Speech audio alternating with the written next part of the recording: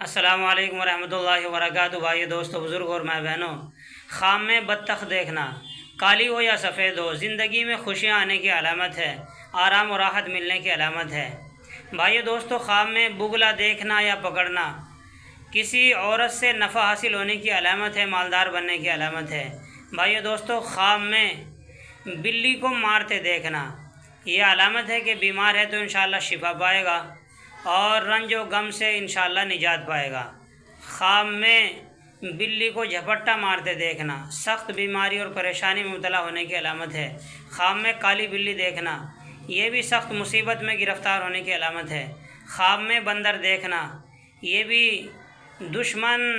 دشمنی ہونے کی علامت ہے۔